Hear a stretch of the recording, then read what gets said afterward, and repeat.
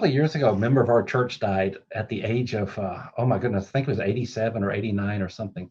And I didn't really know just how important a man he had been. I knew he was involved in sound engineering, but turns out at his funeral, a lot of us found out that this guy, whose name is Glenn Snoddy, a prince of a man, by the way, really revolutionized modern music. So here's what happened. He had worked in World War II in engineering.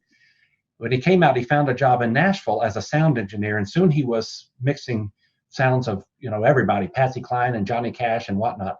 They were busy recording the song "Don't Worry" by Marty Robbins, a country musician from the 60s. And as they were recording this song, one of the tubes that they were passing the guitar through blew out, and it gave the guitar sound a real fuzzy, distorted sound.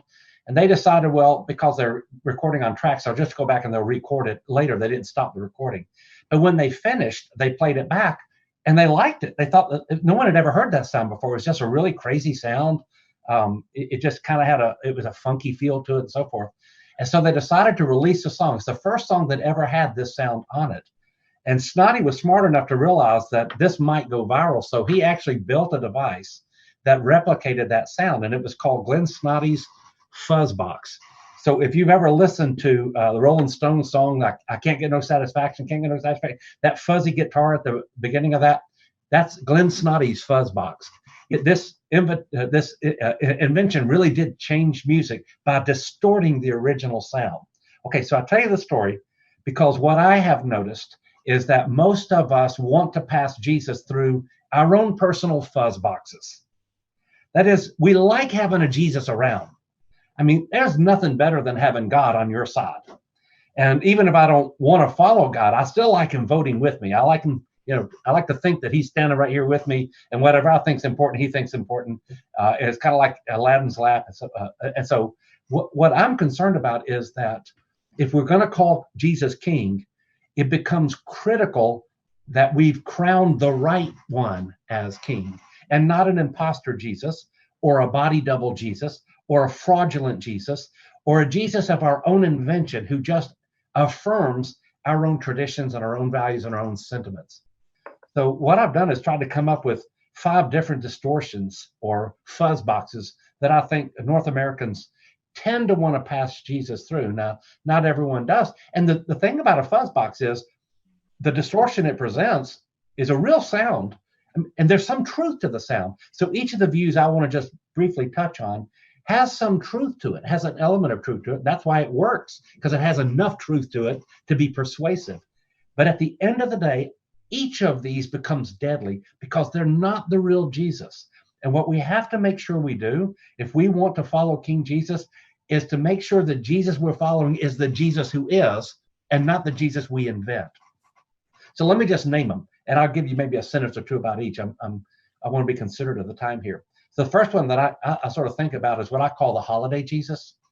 This is the Jesus who is sort of king of really what we've come to call cultural Christianity. So cultural Christianity is you're a Christian because North America is largely a Christian people. Depends on what you mean if you say a Christian nation, but certainly the Christian religion has been a real serious part of the flow of America's history, whether for good or bad, and at times not very well. But it's always been there. And so cultural Christians are those that come on Sunday when it's convenient, that you see them on Easter and you see them on Christmas. And Jesus is, the only God they have, but he's not really all that important. It's kind of like Santa Claus.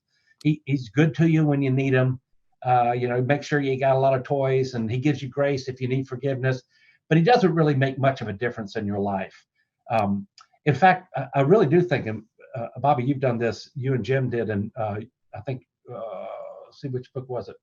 Probably Discipleship, if I'm remembering correctly, that by their lives, most North Americans actually betray the Jesus of Scripture. That most North Americans, they have a Jesus who doesn't make a real difference in their marriage, doesn't make a real difference in their entertainment, doesn't make a real difference in their relationships, doesn't seem to make any difference at all in the things that we say are most important, our money, our ethics.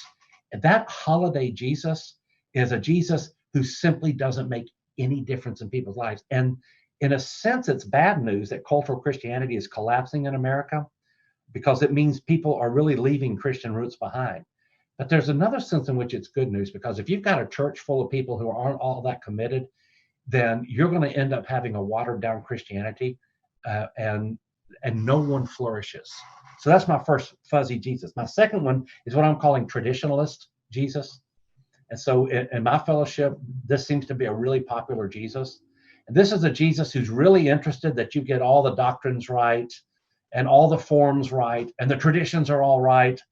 But I would say that most of the people who have this fuzzy traditionalist Jesus are really characterized by fear and judgmentalism. You know, they're terrified that someone different's going to walk in, or as one person once said about the Puritans, which I don't think is really fair, but they went from remark that a Puritan is someone who is mortified that somebody somewhere is happy. And this seems to be sort of the traditionalist Christian, that they're just mortified that someone's going to change something. I was preaching at a Assemblies of God church up in Washington, D.C., somewhere, it was New York. There's a couple of different churches in this fellowship. And when I got there, they had just went through a crisis, this church. It's a 600-member church. I'm not picking on AG, by the way. It's a great church, great people. But the pastor was telling me that they'd gone through this crisis, had lost 30, 40, 50 members, including some really key members. And I was like, what happened? I was kind of heartbroken for him. He said, well, you see the piano up there? We moved it from that side of the stage to that side of the stage. And I thought, oh my goodness, really, that really happens. But part of me is like, okay, I don't feel so bad about my church now, at least. But it was like, seriously? Would you walk out on your family for that? And what it tells me is that some folks are so interested in maintaining a set of rituals and traditions that I don't know if they even know who Jesus is anymore. And I just would warn you that one day you'll wake up and realize, that Santa Claus doesn't exist, and these traditions just aren't that important. So here's the third Jesus. By the way, I don't have to keep moving. I'm going to call this the transactional Jesus. And this is the Jesus that Bill, and Bill's many, many books, and I've read many, many of those books too, very, very formative to me, that Bill keeps trying to help us see. Following Jesus is not getting a get out of hell card. I make a transaction, I get my certificate, and now I can go back to my life. Following Jesus is not a transaction. It is a commitment to discipleship. It's a commitment to living your life as he lived his life and as he teaches us to live our lives. So the transactional Jesus is this idea that I can say a short prayer, sinner's prayer, or I can get baptized, or I can go forward and do whatever my church expects me to do. And then I get saved. And now that I've had that transaction where I'm saved, I can go back to living pretty much any way I want to live, because now I'm saved. My best example of that, which I tell in the book, I'm not going to go into much detail on it, but it's just a neighbor of ours who lived a really bad life. I won't go into it. Let me just put it this way. It was bad. And one time I was sitting on the front porch with this group of kids, and some door knockers came up, and they had us say the sinner's prayer. All of us said it. And even when, as a kid, I realized there was something wrong with this. We all said it, and then everyone went back to the criminally bad thing that was happening, very bad thing that was happening. And it just dawned on me, really, that's it? You just say this formula and you can go back to your life? Surely none of us believes this.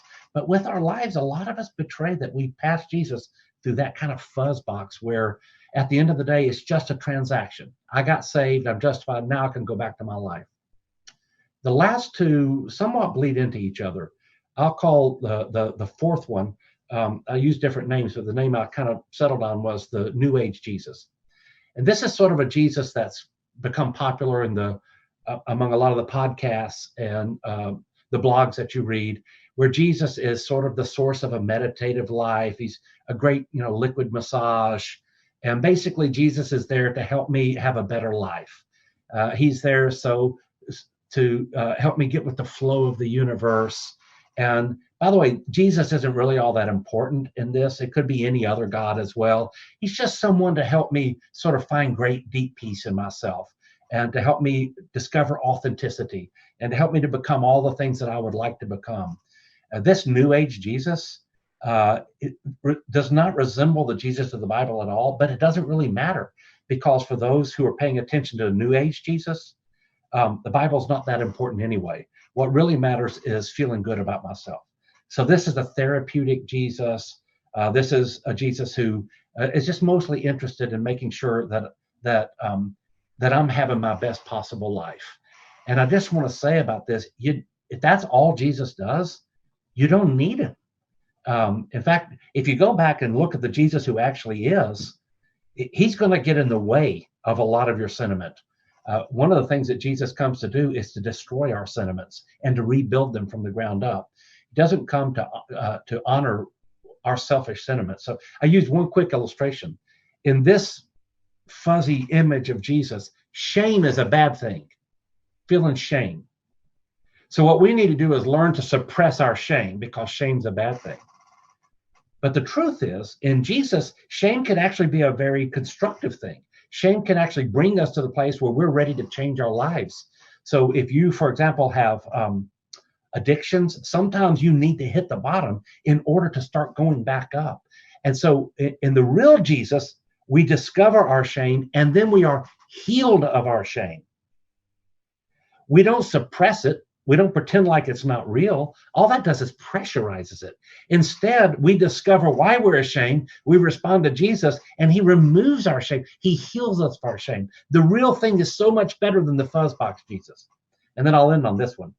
I think that for some people, the most recent Jesus is this protest Jesus, or the Shea Jesus, where it's Jesus is here to lead us in a revolution, to burn the cities down, and Jesus is here to overthrow whatever it is you don't like about the world. He's a violent Jesus. He's a Jesus who is anti-capitalist and whatever it is that you want to be anti. And so I do want to say this: Christians, we literally have changed the world. If you go to our hospitals, our educational system, our universal education, our beliefs in human rights, so many of the things that we take for granted were meticulously and over centuries built by Christians. Christians are here in part to help make the world much more like God, but we do it in a different way. We don't do it in the way of rebellion. We don't do it in the way of destruction. We don't do it in the way of rage and hatred. We do it in the way of love. That's what marks a Christian. So Jesus came to start a revolution, but it was a revolution where he said, you have to deny yourself. You have to take up a cross. You have to follow me. It's a revolution where Jesus got down on his knees and washed feet.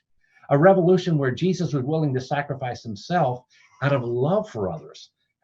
Jesus could have fought from the cross. He didn't. Instead, he realized his sacrifice was a better accomplishment than the idea of bringing down 10,000 angels and striking dead. So Jesus goes about it in a very different way. And what I want to suggest is that we turn to the scriptures, to the New Testament, and we claim that Jesus. He's the right Jesus. He's the only Jesus that matters. He's better than the body doubles and the imposters. He's better than the frauds that we set up.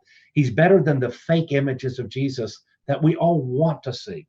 Go back and look at the Jesus who is. The Jesus who is far better than any other Jesus we might want to construct. So the point of this is to say, get clarity on the Jesus who is, and not the Jesus that you might want.